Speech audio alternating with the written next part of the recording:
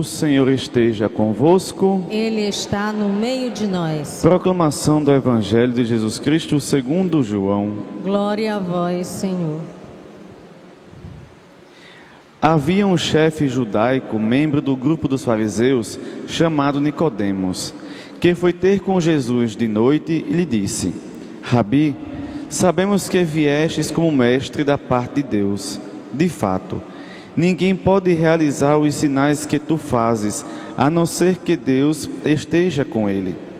Jesus respondeu: em verdade te digo, se alguém não nasce do alto, não pode ver o reino de Deus. Nicodemos disse: como é que alguém pode nascer se já é velho? Poderá entrar outra vez no ventre de sua mãe? Jesus respondeu: em verdade te digo, se alguém não nasce da água e do Espírito, não pode entrar no reino de Deus. Quem nasce da carne é carne, quem nasce do Espírito é Espírito. Não te admires por eu haver dito, vós deveis nascer do alto. O vento sopra onde quer e tu podes ouvir o seu ruído, mas não sabes de onde vem, nem para onde vai. Assim acontece a todo aquele que nasceu do Espírito. Palavra da salvação. Glória a vós, Senhor. Ave Maria, cheia de graça, o Senhor é convosco. Bendita sois vós entre as mulheres, bendito é o fruto do vosso ventre, Jesus. Santa Maria, Mãe de Deus, rogai por nós, pecadores, agora e na hora de nossa morte. Amém. Meus irmãos e minhas irmãs, estamos na segunda-feira da segunda semana da Páscoa. E é incrível se a gente for mesmo fazer uma leitura desde o primeiro domingo até hoje. Há uns dias atrás, João e Pedro foram pegos, pelos sacerdotes, pelo povo da igreja, vamos dizer assim. E eles foram questionados em nome, com que autoridade, com que nome eles operavam aqueles milagres, aqueles sinais. Vamos tratar como sinais, porque milagre não consegue também contemplar aquilo que os apóstolos faziam. Porque quando se cura alguém, dá um milagre, é só ali, é algo muito pequeno. Quando é um sinal, é porque a partir daquele milagre, outras coisas mais vão acontecendo nas pessoas que estão ao redor. Vamos recordar aqui rapidamente. Quando Jesus curava um paralítico, não só o paralítico recebia a cura, mas todo mundo ao redor tinha a sua fé curada, tinha muitas vezes as suas angústias, tinha muitas vezes a sua incredulidade na pessoa do próprio Jesus Cristo curada. Então havia várias curas fora aquela que foi o sinal primeiro da graça de Nosso Senhor.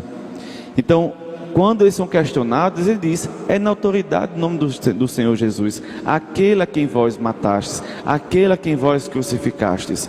É através do nome dele que nós operamos estes sinais. E hoje eles vão até os demais e contam este relato. Aí veja, ontem estavam todos trancados com medo dos judeus, todos trancados. Os 10, depois, 8 dias depois, estavam os 11, mas continuavam ainda trancados em casa, sem fazer nada daquilo que foi pedido, anunciar a boa nova. Nosso Senhor veio falar 3 vezes: a paz esteja convosco. 2 vezes ele falou no domingo da ressurreição, e ontem falou mais uma vez: a paz esteja convosco. Aí sim, se lançaram no mundo e não tiveram mais medo. Por quê? Aonde a paz de Cristo está, não há medo, angústia ou tristeza. Não há, só há a paz de Cristo.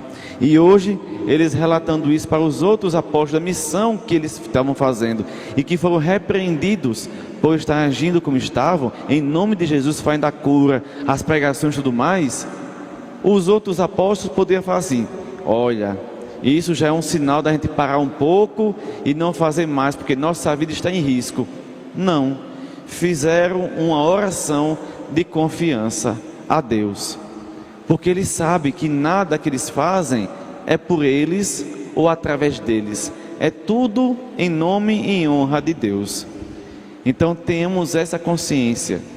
Se nós, enquanto cristãos, que nos colocamos, que nem todo cristão se coloca, infelizmente, mas aqueles que se colocam na missão de evangelizar, na missão de levar o nome de Nosso Senhor para aqueles que pouco ou nada conhecem, ou aqueles que foram proibidos de escutar, que a gente, na primeira perseguição, ou na primeira calúnia, não baixe a cabeça, não fique com medo. Veja os apóstolos, começam a sua oração até com uma pergunta: por que se enfurecem as nações e os povos imaginaram coisas vãs? E ele vai falando: os reis, os príncipes tramam o nosso mal. Por quê? Porque Nosso Senhor incomoda a quem não quer sair do seu canto. Nosso Senhor incomoda a quem não quer sair daquilo que se acha que está vivendo de certo. Por que aqui diz logo dos reis e príncipes? Porque Nosso Senhor veio anunciar um reino de justiça, bondade, igualdade, misericórdia. Já eles não querem um reino assim. Eles querem um reino que eles possam abusar do povo. É um reino que eles querem comandar o povo pela tirania, e não como Cristo nos ensinou. Eles não querem, por isso que incomoda tanto aos tiranos, àqueles que estão no alto. Por quê? Porque eles não querem baixar a cabeça, baixar o orgulho e seguir um reinado assim como foi o reinado de Cristo. Não é, eles não querem, porque para eles está confortável agir assim. E por isso que muitos de nós não se colocam na missão, não se colocam com o dever de evangelizar, porque somos batizados, e todo batizado tem a missão de evangelizar. Por quê? Porque temos medo de incomodar quem está fazendo errado, a começar por nós mesmos. Que temos que falar assim: Frei, a pregação do Senhor foi para mim. Não foi não. A pregação primeiro é para mim, que minha boca está mais perto do meu ouvido. Então primeiro tem que me incomodar.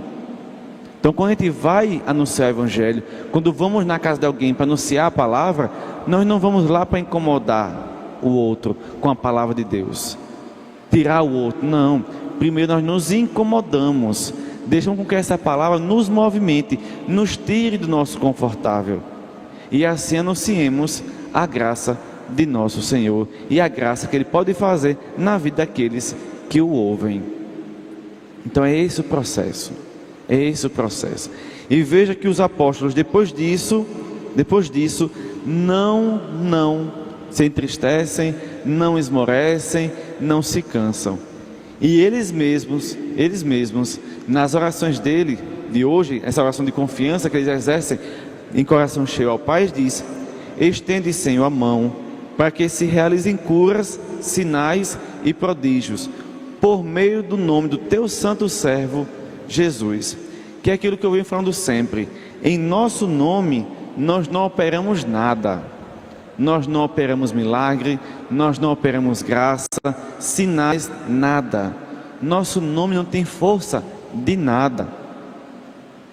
E até um alerta que eu digo: tenham sempre um pé atrás de quem sempre diz: Deus, eu te ordeno que faça isso. Deus, eu te ordeno que cure fulano. Deus, eu te ordeno que nos dê uma profecia. Olha os profetas de Deus. Nenhum deles ordenou, mandou em Deus. Muitos deles clamaram a Deus por uma profecia, clamaram a Deus por algo para o povo, clamaram a Deus para conseguir algo que Deus nos desse como luz, como sinal da sua graça, mas nenhum deles mandaram em Jesus, em Deus. Nenhum deles.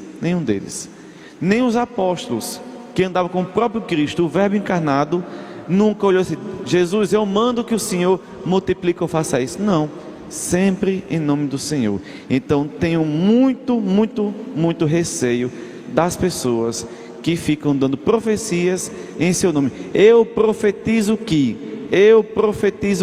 eu te digo isso. Pode ter certeza, não está falando a partir do Senhor.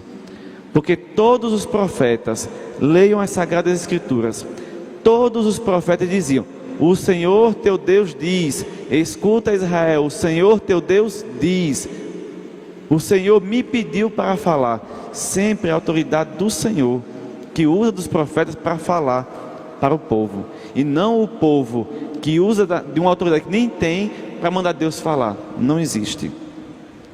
Curas em nome de alguém? Não. Tenho nem um pezinho atrás, é o corpo todo para trás. Tenham muito cuidado para não cair na mão de falsos profetas, de falsos curandeiros, que parece que de uns tempos para cá está se levantando de monte. E a gente acreditando em todos. E a maioria, vamos dizer todos, tudo realizando coisas em seu nome. Nosso nome não tem poder nenhum. O único nome que tem poder no céu, na terra e nos infernos é o nome de Cristo. De mais ninguém, só o nome de Cristo. Continuando. Passado esse olhar de confiança para Deus, que nós agimos por meio do nome de Cristo, temos o refrão do Salmo, que diz o seguinte: felizes hão de ser todos aqueles que põem a sua esperança no Senhor. E há umas 4 semanas atrás, mais ou menos, na Quaresma, nós escutamos uma das leituras que dizia assim: a minha esperança é o Senhor. Quando eu digo que minha esperança é o Senhor, e eu sei que meu Senhor é eterno, eu sei que minha esperança é sem fim, ela é duradoura, ela é para sempre, porque ela é o Senhor, e meu Senhor é eterno, Ele é sem fim. Então, feliz daquele que reconhece em Deus a sua esperança. Feliz daquele que reconhece em Deus a sua esperança, porque sabe que nunca vai estar desvalido, que nunca vai estar desamparado, mas estará sempre tendo o apoio do próprio Deus na sua missão, na sua vida, naquilo que Ele nos confiou como missão. E agora vamos para o Evangelho de hoje. No Evangelho de hoje, eu acho fantástico a pessoa de São João, como ele se apega a sinais tão pequenos, para nos dizer coisas tão grandes. Ontem no Evangelho, nós vimos os apóstolos em 2 dias diferentes, com medo dos judeus. Hoje no Evangelho, nós estamos vendo justamente um chefe judaico, uma autoridade do povo judeu, com medo do próprio povo seu. Não, Frei, no Evangelho de hoje não fala que Nicodemos estava com medo dos judeus, dos seus irmãos, mas ele estava. Veja, havia um chefe judaico chamado Nicodemos que foi ter com Jesus de noite. De noite. Por quê? Porque ele não queria ser visto por ninguém indo encontrar com Jesus, indo se informar, receber instrução do Mestre Jesus. Ele mesmo diz: Rabi, só se usa essa palavra para os mestres, para aqueles que estão na autoridade de formar um povo. Rabi, que quer dizer mestre. Ele diz: sabemos que viestes como mestre da parte de Deus. Ele confirma que o povo judeu sabe, só que nem todos aceitam. E por saber disso, ele vai de noite, para ninguém ver que ele foi procurar Jesus. Isso é claro, porque ele conheceu a verdade, mas não deixou a verdade o libertar das amarras que o prende no medo. Mas nosso Senhor não perde tempo, vai instruindo ele, vai dizendo tudinho, que nós só vamos alcançar o céu se nos deixarmos nos mover pelo nascer do Espírito. Aí Nicodemos, muito racional, vai dizer: Senhor, então quer dizer que eu posso entrar no ventre da minha mãe e nascer de novo? Nosso Senhor não falou isso. Nosso Senhor quer dizer a nós que pelo Espírito Santo, nos tornamos novas criaturas. Pela graça da renovação de Cristo, nos tornamos novas criaturas. Somos filhos da primeira criação, Adão e Eva, somos filhos da primeira criação. Mas em Cristo nos tornamos novas criaturas. Em Cristo, no ventre de Maria, a criação é renovada e é dada uma nova geração, a geração do Espírito. Então nós temos que ter consciência de que somos criaturas, e a partir do batismo, a partir do momento que nós confirmamos no Espírito que queremos viver essa nova vida, nos tornamos novas criaturas. Por quê? Porque aqueles que se encontram com Cristo não permanecem no mesmo caminho, não permanecem. Aqueles que se encontram com Cristo alcançam uma vida nova. Não precisa entrar no ventre da mãe e nascer de novo, é só entrar no ventre, no seio da igreja. Entre no seio da igreja. Deixe com que a vida do Espírito fale a partir de você e modifique a sua vida. Deixe o coração disponível para que isso aconteça. E não tenha medo dessa vida nova. Não tenha medo do que os outros vão dizer dessa vida nova. Não faça igual Nicodemos, que estava com medo de que os outros reconhecessem ele nessa vida nova. Não.